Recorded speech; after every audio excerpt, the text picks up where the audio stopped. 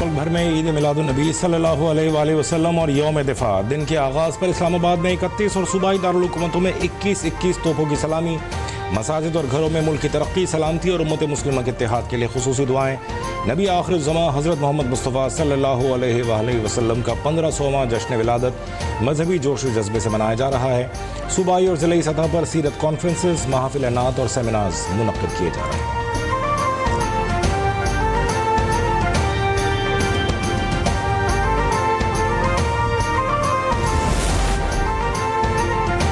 ملک بھر میں عید میلاد النبی صلی اللہ علیہ وآلہ وسلم کے موقع پر گلیاں اور بازار سج گئے، ہر طرف رنگ و نور کی بہار۔ مختلف شہروں میں محفل ذکر و نعت کے خصوصی انعقاد، گاؤں گاؤں شہر شہر چراغاں، عمارتوں کو برقی قمقموں سے سجا دیا گیا۔ ملک بھر میں چھوٹے بڑے ہزاروں جلوس نکالے جا رہے ہیں۔ کراچی میں مرکزی جلوس احمد جناح روڈ پر رواں دواں، ہزاروں کی تعداد میں بچے بڑے بزرگ جلوسوں میں شامل۔ لبیک یا رسول اللہ، سرکار کی آمد مرحبا کی صدائیں، درود و سلام سے فضائیں گونج اٹھیں۔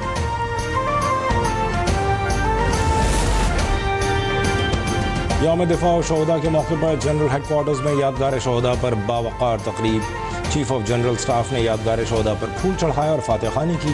کہا 6 ستمبر کا دن ہماری تاریخ کا ایک سنہری باب ہے۔ آج کا دن پاکستانی قوم اور افواج کی غیر متزلزل عزم اور بہادری کی یاد اور شہداء اور غازیوں کی بے مثال بہادری اور قربانیوں کا غماز ہے۔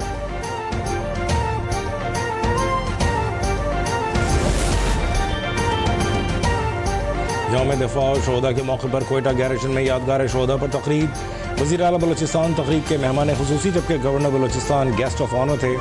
تقریب میں کور کمانڈر بلوچستان بھی وزیر اعلیٰ بلوچستان کے ہمراہ موجود تھے۔ وزیر اعلیٰ بلوچستان نے یادگار شہداء پر پھول چڑھائے اور شہداء کی ایصال ثواب کے لیے فاتحہ خوانی کی۔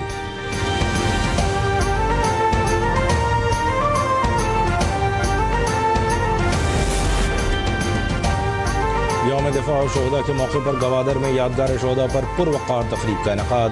شہداء کی عظیم قربانیوں کو خراج عقیدت پیش کیا گیا۔ یادگار شہداء پر پھول چڑھائے گئے اور فاتحہ خوانی کی گئی۔ تقریب میں سول اور عسکری حکام، معتبرین طلباء اور شہداء کی بڑی تعداد نے شرکت کی۔ مقررین نے کہا کہ شہداء کی لازوال قربانیوں کی بدولت پاکستان کا دفاع ناقابل تسخیر ہے۔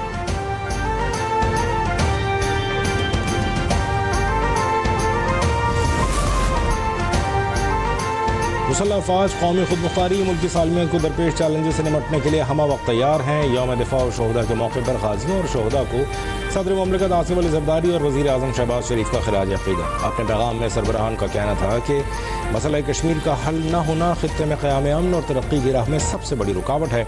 پاکستان فلسطینی عوام کے ساتھ ہے۔ آئیے شہداء کے جذبے کو اپنے دلوں میں بسا کر پاکستان کا تحفظ اور تعمیر کریں۔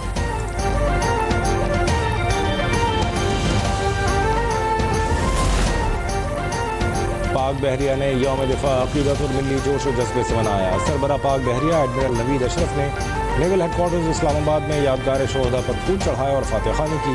پاک بحریہ کے سربراہ نے شہداء اور غازیوں کی قربانیوں کو خراج عقیدت پیش کیا۔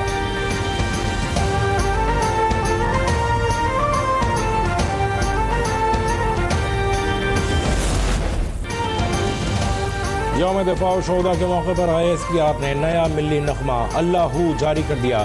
معروف گلوکار ساحر علی بگا کی آواز میں نغمے میں تینوں مسلح افواج کی یکجہتی اور وطن سے بے مثال وفا کی عظیم داستان شامل ہے۔ نغمے میں فوج کی بہادری اور پاکستانی قوم کے جذبے کو خراج تحسین پیش کیا گیا ہے۔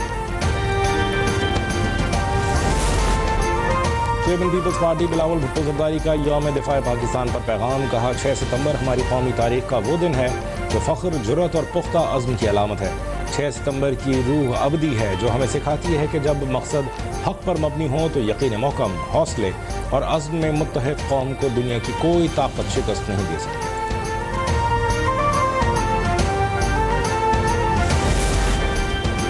یوم دفاع و شہداء پر گورنر سندھ کی مزار قائد پر حاضری۔ کامران خان ٹسوری نے کہا مارکہ حق کے بعد مارکہ معیشت درپیش ہے۔ بھارت ہمارے حوصلے کو پست نہیں کر سکتا۔ ہم بھارت کو IT سمیت ہر میدان میں شکست دیں گے۔ آپریشن بنیان و مرسوس میں افواج پاکستان کے ساتھ میڈیا نے بھی شاندار کردار ادا کیا۔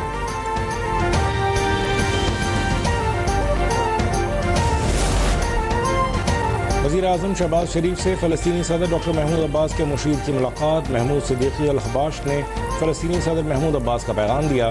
پاکستان میں حالیہ سیلاب میں جانی نقصان پر اظہار تعزیت۔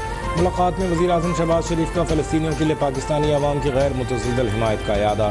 کہا فلسطینی عوام نے بے پناہ قربانیاں دیں، بہادری سے اسرائیلی جارحیت کا سامنا کر رہے ہیں۔ پاکستان فلسطینی عوام کے لیے اپنی مکمل حمایت جاری رکھے گا۔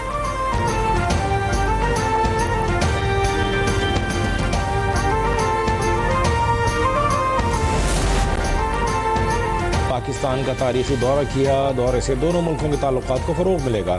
وزیر اعظم اور صدر مملکت کو فلسطینی صدر کا تہنیتی پیغام پہنچایا۔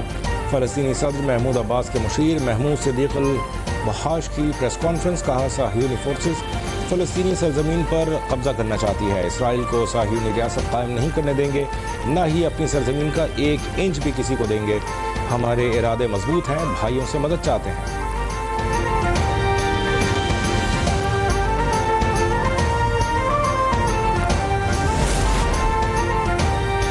FIA کی حوالہ ہنڈی اور غیر قانونی کرنسی ایکسچینج میں ملوث نیٹ ورکس کے خلاف کارروائیاں جاری۔ FIA پشاور زون نے حوالہ ہنڈی میں ملوث 2 ملزمان کو گرفتار کر لیا۔ گرفتار ملزمان میں محمد خالد اور محمد لطیف شامل ہیں۔ گرفتار ملزمان حوالہ ہنڈی میں ملوث ہیں۔ ملزمان کے قبضے سے مجموعی طور پر 2 کروڑ 16 لاکھ روپے سے زائد برآمد کر لیے گئے۔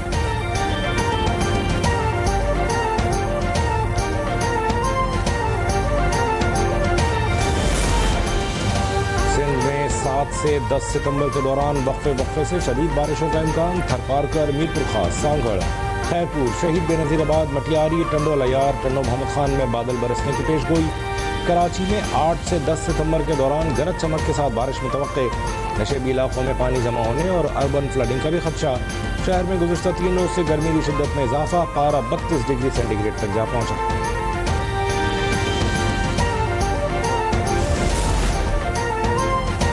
پنجاب کے جنوبی علاقوں میں سیلاب کی تباہ کاریاں جاری۔ دریائے ستلج، راوی اور چناب میں شدید طوفانی کے باعث کئی بند ٹوٹ گئے۔ سینکڑوں گھروں میں پانی داخل ہونے سے ہزاروں افراد متاثر۔ شجاع آباد میں شیر شاہ کی قریبی بستیوں میں پانی داخل ہو گیا۔ ملتان کی بستی گرے والا میں کھڑی فصلیں زیرآب۔ خانیوال میں بھی سیلاب سے تباہی مچ گئی، درجنوں دیہات میں پانی داخل۔ احمد پور سیال میں کئی علاقے سیلابی پانی میں ڈوب گئے۔ اچ شریف میں سیلاب سے مزید 20 گاؤں متاثر۔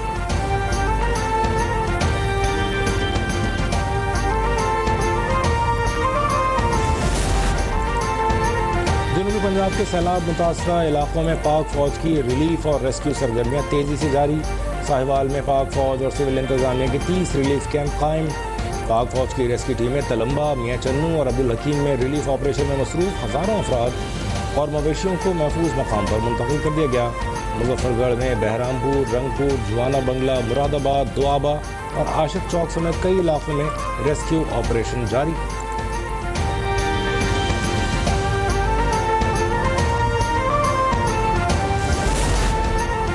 کوٹدو میں ذخیرہ اندوزوں کے خلاف کارروائی۔ پیر جگی موڑ اور چوک سرور شہید کے علاقے میں ضلعی انتظامیہ اور متعلقہ اداروں نے چھاپے مار کر 2 گوداموں سے 1000 ٹن گندم برآمد کر لی۔ گندم کا غیر قانونی ذخیرہ کرنے والے دونوں گوداموں کو سیل کر دیا گیا۔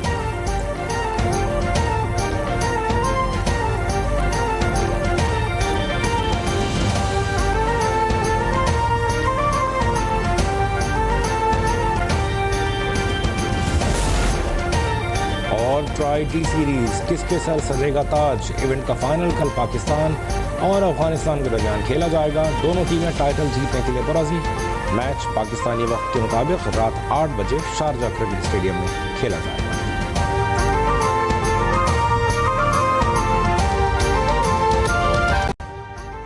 ابھی سبسکرائب کریں تاکہ کوئی خبر رہ نہ جائے۔